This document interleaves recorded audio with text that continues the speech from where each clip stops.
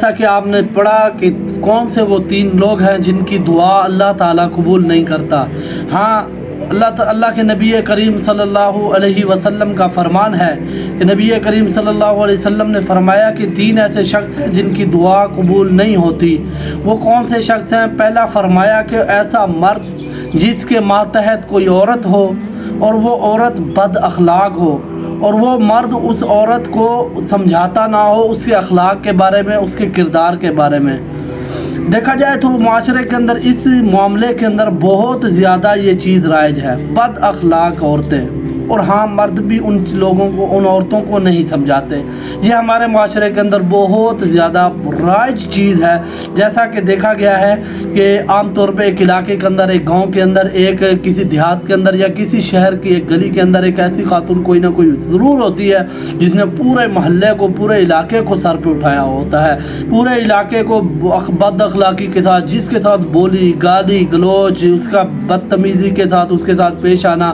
تو یہ بہت بڑا رائج ہو چکا ہے۔ نبی کریم صلی اللہ علیہ وسلم نے فرمایا ہے جس کے ہاں ایسی عورت ہو،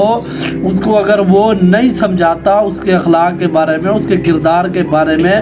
یا ایسی عورتیں جو نماز وغیرہ نہیں پڑھتی اور ان کو وہ سمجھاتے نہیں ہیں، تو فرمایا ان شخص کی دعا قبول نہیں ہوتی، اس مرد کی دعا قبول نہیں ہوتی۔ دوسرا نبی کریم صلی اللہ علیہ وسلم نے فرمایا ایسا شخص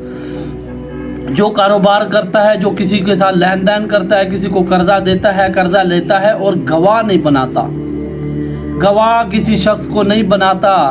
تو نبی کریم صلی اللہ علیہ وسلم نے فرمایا اس شخص کی بھی دعا قبول نہیں ہوتی۔ تیسرا نبی کریم صلی اللہ علیہ وسلم نے فرمایا جو شخص اپنا کاروبار کسی نابالغ بچے کے ہاتھ میں دیتا ہے یا اپنی بیوی کے ہاتھ میں، کسی عورت کے ہاتھ میں دیتا ہے، مطلب نابالغ بچہ ہے، اس کا مطلب یہ نہیں ہے کہ اپنے بچوں کو کاروبار کا نہ سکھاؤ، اپنے یعنی کہ کوئی انڈسٹری وغیرہ یہ کاروبار کوئی چیز نہ سکھاؤ لازمی، لیکن جب تک جوان نہ ہو پیسہ اور ان کے حوالے کاروبار نہ کرو، یہ اگر کرو گے تو دعا قبول نہیں ہوگی۔ جیسا کہ اللہ نے قرآن مجید کے اندر بھی فرمایا ہے کہ یتیم کا مال جو ہے تب تک تم نے اپنے پاس رکھنا ہے جب تک وہ بچہ جوان نہ ہو جائے، اس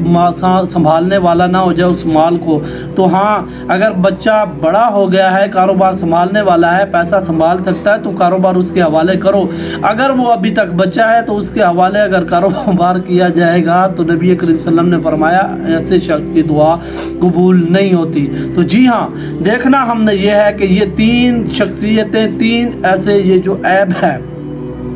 کیا ہمارے اندر تو نہیں پائے جاتے؟ کیونکہ یہ عیب اگر ہمارے اندر پائے جاتے ہیں تو کیا ہماری دعائیں قبول ہوئیں گی؟ جب ہمارے اندر یہ عیب ہوں گے تو جی ہاں ہمارے یہ دعائیں بھی قبول نہیں ہوں گی۔ ہم نے یہ دیکھنا ہے کیا ہمارے نیچے ماتحت کوئی ایسی عورت تو نہیں جو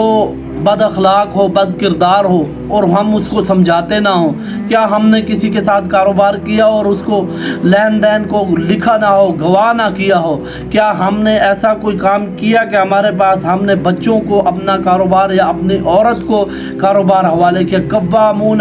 الرجال قوامون علی النساء، مرد جو ہے حاکم ہے عورتوں پر، اللہ نے اسی لیے حاکم کیا ہے کہ ان کے حوالے ہوتا ہے کاروبار سنبھالنا، سب کچھ ان کے حوالے ہوتا ہے، عورتوں کے حوالے نہیں ہوتا۔